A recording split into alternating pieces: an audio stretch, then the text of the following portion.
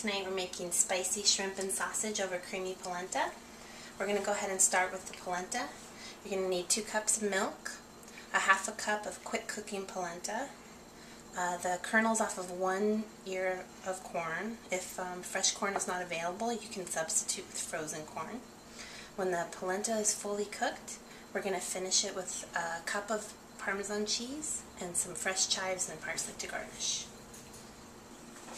Okay, so the first step to making creamy polenta is bringing the milk to almost a boil. What I'm going to do now is I'm going to add the fresh corn because it's going to need to cook in that hot milk.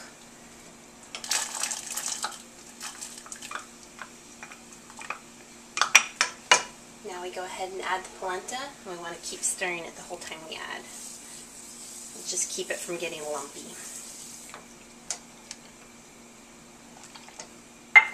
Stirring it a little bit. You can leave that heat on high while you're doing this step. And as soon as that milk comes back to a boil, we're going to turn the heat down to low, we're going to put a lid on it, and we're going to let it cook completely.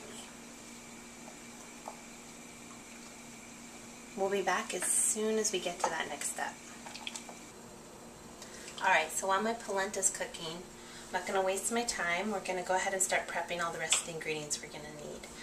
We have half of an onion minced, 4 cloves of garlic, 2 andouille sausages sliced, shrimp, which I've been marinating. The recipe for the marinade and for this little salad are both going to be in the description. I'm not leaving you hanging on that. So I'm going to go ahead and prep all these ingredients, give my polenta a little stir, and then we're going to come back and move on to the next step. Alright, so my polenta has been cooking for about 8 minutes, and I've tested it for doneness. The polenta is nice and smooth and creamy, and the corn is cooked, but still has a little bit of crunch to it. I'm going to go ahead and season it now with a little bit of salt and pepper.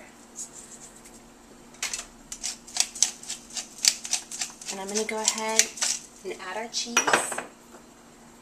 and add the herbs. And I'm going to put a lid on it and let it sit while we finish our spicy shrimp and sausage.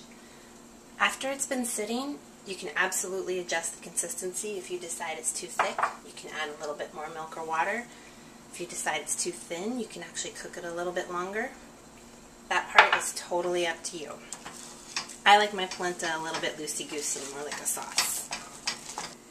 Alright, so the first step in our spicy shrimp and sausage saute is going to be getting our pan nice and hot. Put a little drizzle of olive oil in there.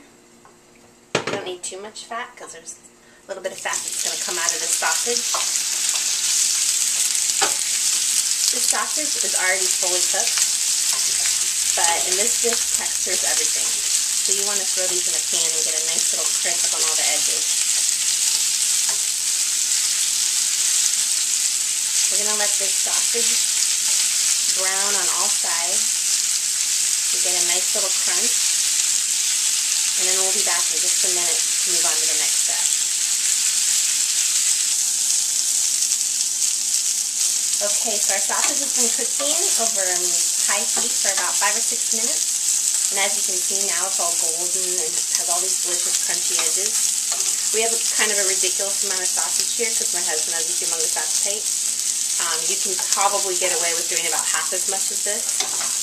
We're going to go ahead and take the sausage off the heat.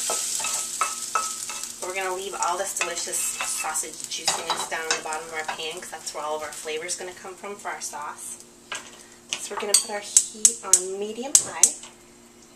We're going to add about 2 tablespoons of butter to the pan, along with our onions and our garlic.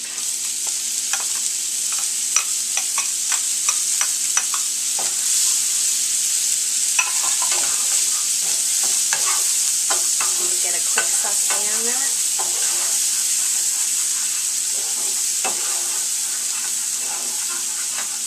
And as you can see, the onions and the garlic are kind of picking up all those juices from the bottom of the pan. But what's going to do that even better is when we add our white wine. The white wine is going to deglaze the pan, which just means it gets all those delicious crunchy bits off the bottom and makes them a part of your sauce. Okay, so we've sweated down our onions and our garlic. It's picked up all those delicious brown bits off the bottom of the pan. Now we're going to add our white wine to get any little bits that are left on the bottom to come up and join the sauce. I'm going to turn the heat up to medium-high and let that start to reduce a little bit. After this has reduced by about a third, we're going to finish the sauce off with a little bit of heavy cream, cook our shrimp, and then go ahead and add the finishing touches. Okay, so we went ahead and deglazed the pan with about 1.5 cups of white wine, which it looks like it's reduced down to about 3/4 of a cup now. Save the rest of that bottle of wine to eat with this dinner. We're now going to finish this sauce off with about 1/2 cup of cream. Okay, maybe more like 3/4 of a cup. And we're going to turn the heat down. You don't really want to let this sauce come to a boil because it'll make it break, which just means that the fats in your cream are going to separate. We're going to let this burble away for just a minute or two. When we come back, we're going to add the shrimp, the sausage, and finish it off with a little bit of fresh herbs. Okay, our sauce has been burbling away for about 3 minutes. Now, at this point, now that everything's reduced, is when I season. I try not to season the sauce ahead of time because it spends so much time reducing, it can become really salty. So I just put a little bit of salt in at the end, a little bit of butter, a little bit of pepper, and then I add my shrimp. These shrimp are going to cook so fast, so you want to just stand right here, don't leave these. Turning the heat up a tiny bit. All those delicious spices that we've been marinating the shrimp in are going to incorporate into that sauce. Give it a nice smoky, spicy flavor. I'm going to let those shrimp cook for about 2 minutes. And then we're going to add the sausage and our finishing touches to this dish. We'll be right back. Okay, our shrimp have been cooking for about 1.5 minutes and they're just starting to turn pink.